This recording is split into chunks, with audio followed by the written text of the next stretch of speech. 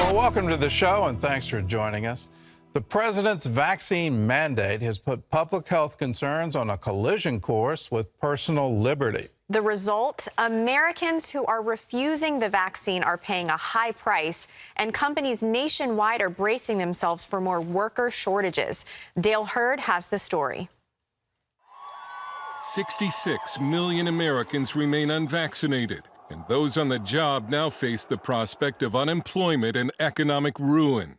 Companies are bracing for more worker shortages, while city governments scramble to protect their citizens after firing police and other first responders, placing them on unpaid leave or seeing them resign. I love what I do, and now I'm put in a situation where I have to either go against my sincerely held beliefs, my faith, and what I believe in.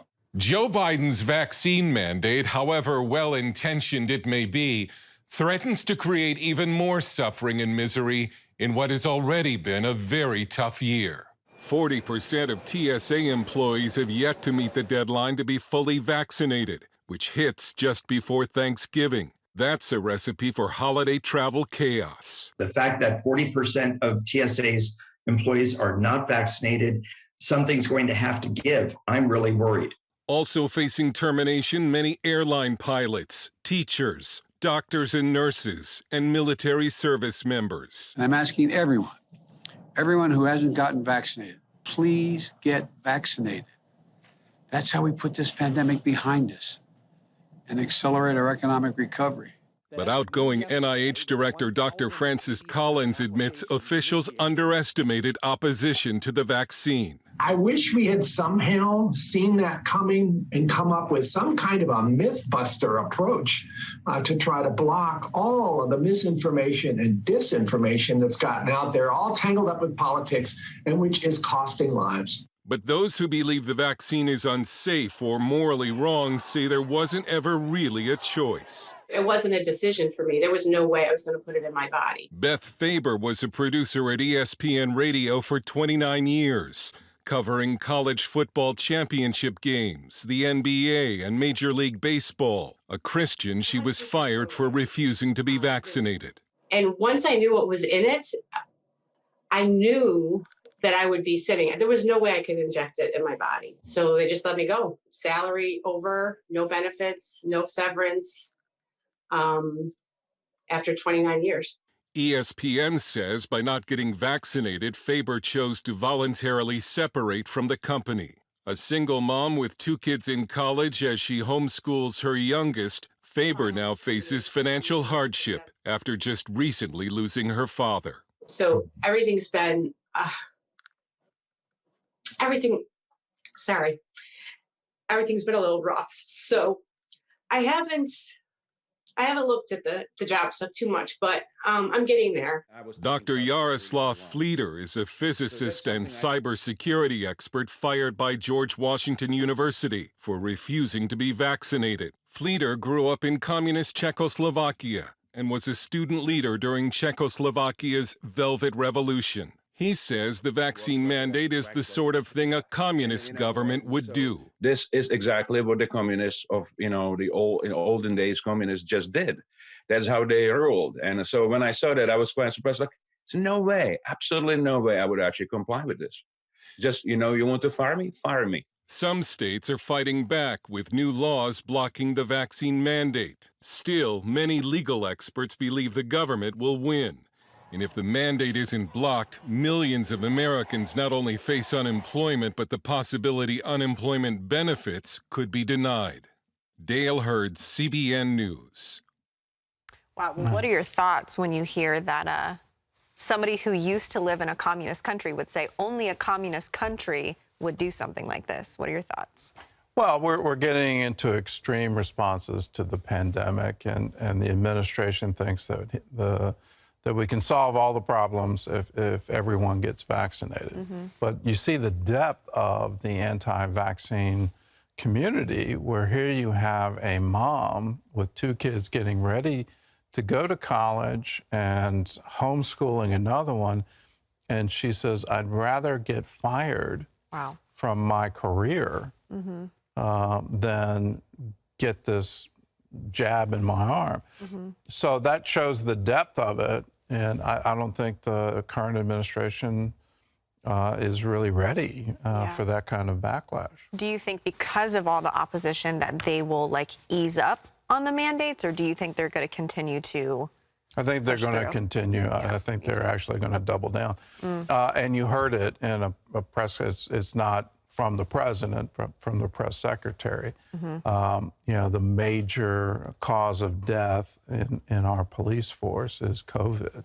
Yeah. And so we're going to mandate COVID vaccinations, and we're going to continue that mandate. New York City is now trying to mandate for the entire population. So wow. it's gone beyond just you know, employers with more than 100 employees. It's gone beyond healthcare workers, first responders. It's now, Do you think this really is an infringement on our personal liberty? Absolutely. Yeah. You know, I mean, should the government even be able to force you to take an aspirin? So, Yeah. That's you know, you get into these issues at the same time when you look at polio, when you look at, say, smallpox. Those are two horrible diseases that ravaged America.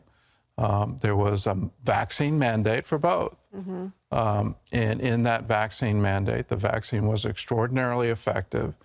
And we now, smallpox just exists in a lab in Atlanta. It doesn't exist in the world anymore. Yeah. You're not hearing about smallpox outbreaks. And as a result, there's no more vaccine mandate. Yeah. No one's growing up. I've got two of them. I had to take 2 smallpox vaccinations. One when I was a baby, I didn't even know it was happening.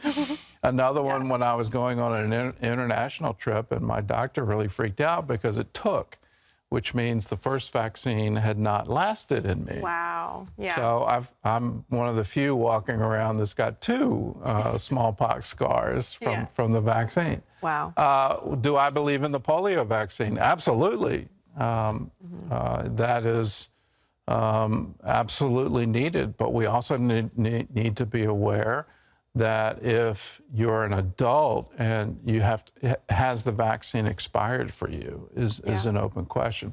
I do know of a man who contracted polio because he changed a diaper on one of his children who had just been given the polio vaccine, and because he got it and got a bad case of it. Yeah, definitely. Well, because the COVID vaccine, obviously a lot of people are now getting boosters, and it's not just a one-stop shop. It's not like, just one shot and then I'm good. I mean, it's 2 shots and then you get a booster continuously, you know, unless you're months. J&J. Unless you're J&J. And it's 1, and then you need a booster. Yeah, but do you think that is you know, do you think that's going to also affect the compliance I of think these it's going to turn mandates? into the flu shot. Yeah. And so going forward, the virus is going to continue to mutate.